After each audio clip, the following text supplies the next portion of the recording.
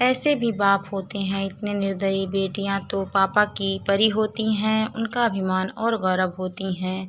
फिर ऐसा क्या था कि उसके पापा अपनी बेटियों को अभिशाप समझते थे, उनसे नफरत करते थे। चलिए मिलते हैं एक ऐसे ही पापा से। मेरी सर्जरी हुई थी दिल्ली में। मुझे लगभग 6 महीने तक नीचे झुकना और बैठना मना था। मेरी डॉक्टर बेटी को ज्वाइन करना था। मेरे कारण कई महीनों से जा नहीं पा रही थी। मैंने सोचा कि ये ऐसे कितने महीने बैठी रहेगी और अपने गांव फ़ोन कर दिया। एक परिचिता को अपनी परेशानी बताया और कहा कि क्या तुम अपनी बेटी प्रेरणा को मेरी सहायता के लिए भेज सकती हो।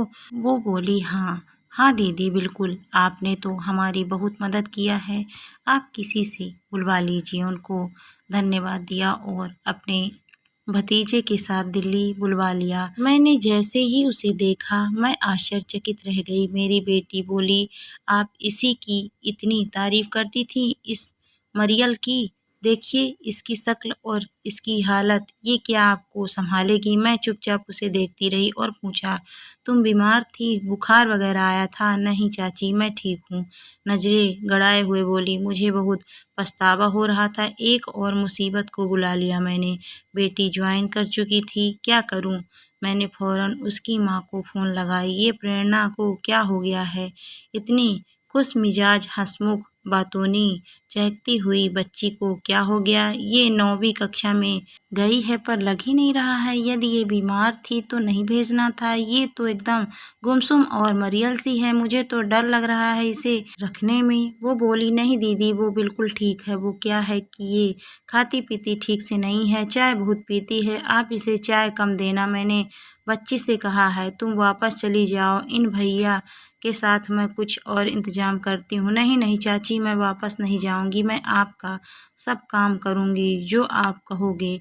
मैं हैरान रह गई, ये अपने घर नहीं जाना चाहती। मैंने कहा, मेरे घर में 2-2 सहायिका लगी हैं, खाना बनाने वाली भी। बस तुम्हें मेरी थोड़ी सी सहायता करना है। प्रेरणा ने कहा, मैं सब करूँगी पर वापस नहीं जाऊँगी। ठीक है। और वो धीरे धीरे खुलने लगी। मेरा और मेरी बेटी का भी तथा मेरे पिताजी का भी खूब ध्यान रखती। हम भी उसका बहुत ख्याल रखते, उसके मनपसंद की चीज़ें मंगवा कर खिलाते, उसकी माँ से बहनों से अक्सर फ़ोन पर बात करवाते। वो बड़ी ही श्रद्धा और लगन के साथ हम सबका काम बड़ी ही फुर्ती से भाग भाग कर करती। सुबह 7 बजे के पहले उसकी चाय तैयार, 4 मंजिला फ्लैट से नीचे भागते हुए दूध दही सब्जी लाना। दीदी की तो वो बहुत ही दुलारी हो गई थी। एक दिन उसने अपना वजन चेक किया तो खुश होकर बोली, चाची मेरा वजन 5 किलो बढ़ गया है। हम हंसे, हाँ तुम्हारे गाल भी निकल आए हैं। पर जब भी उसकी माँ उसे वापस आने को कहती मना कर देती। मेरा स्कूल तो 1 जुलाई से शुरू होगा ना। एक दिन मैंने उसकी माँ को फ़ोन लगाया तो एक आदमी की आवाज़ आई, हेलो कौन। मैंने झट से उसे फ़ोन पकड़ा दिया। उसने कहा हेलो। उधर से आवाज़ आते ही वो कांपने लगी और जल्दी से फ़ोन फेंक दिया। उसका चेहरा उतर गया था। मैंने आश्चर्य से पूछा, कौन था। रॉन्ग नंबर था क्या। कांपते हुए बोली, नहीं पापा थे। मेरी आंखें फटी रही। अरे तुम्हारे पापा तो पंजाब में थे ना। अच्छा, शायद उन्हें मालूम नहीं है कि तुम मेरे पास हो, इसीलिए डर रही हो। नहीं चाची, सब मालूम है। वो जब से लॉकडाउन लगा है तब से ही गांव में ही रह रहे हैं। मैंने उससे बड़े प्यार से पूछा, बेटा पापा से बात करना चाहिए ना, उनसे कल ढेर सारी बातें करना। उसके आंखों से आंसू बहने लगे। मैं घबरा गई। क्या हुआ बिटिया, मुझे सब सच सच बताओ। वो चाची, हम 5 बहनें हैं, हमारे भाई नहीं हैं। हम बड़ी गरीबी में गुजर बसर करते हैं। अब तो पापा भी घर में ही बेकार बैठे हैं। आप गांव आती हैं तो रुपए, कपड़ों, बर्तन से सब तरह की मदद कर देती हैं। पापा मुझे किसी भी रिश्तेदार के यहाँ भेज देते। जाएगी, कुछ काम करेगी तो 4 पैसे मिलेंगे। मम्मी मना करती है, पढ़ाई का नुकसान होगा, उसे पढ़ने दो। तो मम्मी को शराब पीकर बहुत मारते हैं। हम 5 बहनों को भी पीटते हैं और कहते हैं 5-5 लड़कियां पैदा कर दी, एक वारिस नहीं दे सकती। एक दिन तो मम्मी को इतना मारा कि हम सबको छोड़कर नानी के यहाँ भाग गई। बाद में हमारे लिए लौट आई। पापा हम बहनों से कभी बात नहीं करते। हमारी दादी भी हमसे सब काम करवा लेती है, पर पापा को भड़काकर हमें और मम्मी को खूब पिटवाती है, हमारी शिकायत करती है। हम सब पापा से छुपते रहते हैं। आप हर महीने 3-4 हज़ार रुपये भेज रही हैं, इसीलिए कुछ नहीं कहते। चाची, पापा हमसे क्यों नफ़रत करते हैं? मेरा कसूर क्या है? और तो बिलख बिलख कर रोने लगी। मैं सकते में आ गई। क्या कोई पिता इतना कठोर हो सकता है? हे भगवान, इन मासूम बच्चियों का क्या कसूर? एक बेटे के चक्कर में 5-5 लड़कियां पैदा कर दी और सारा दोष पत्नी और बेटियों पर। मैंने उसकी माँ को फ़ौरन फ़ोन लगाया और अपने विश्वास में लेकर बात की।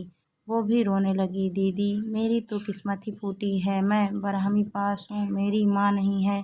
मेरी सौतेली माँ ने मेरी शादी एक अनपढ़ से कर दी और नितांत गरीबी घर में, ना तो खेती ना ही नौकरी। मैं दूसरों के खेतों में मजदूरी करके अपना घर चलाती हूँ। जो भी हो जाए, मैं अपनी बेटियों को खूब पढ़ाऊँगी।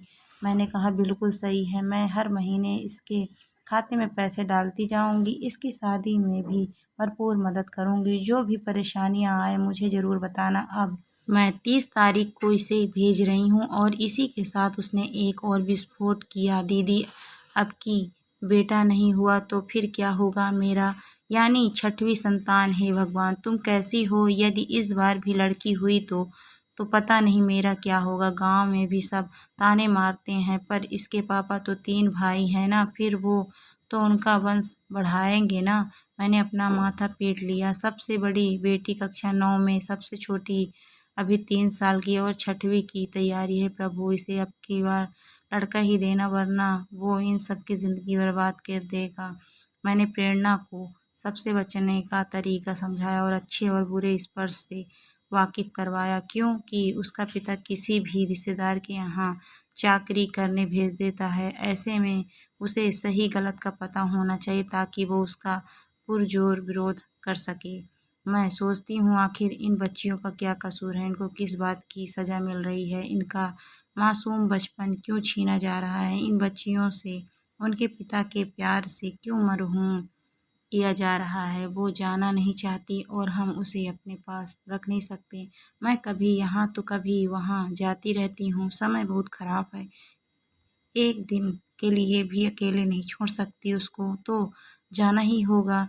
अपने पापा की नफ़रत भरी निगाहों को झेलना ही होगा। अपने पापा के प्यार को तरसती ये मासूम भोली बच्चियाँ। दोस्तों, कहानी आपको कैसी लगी? कमेंट करके ज़रूर बताइए। कहानी अच्छी लगी है तो वीडियो को लाइक शेयर करें। अगर आप मेरे चैनल पर नए हैं तो प्लीज़ मेरे चैनल को सब्सक्राइब भी करें। Thank you for watching my video.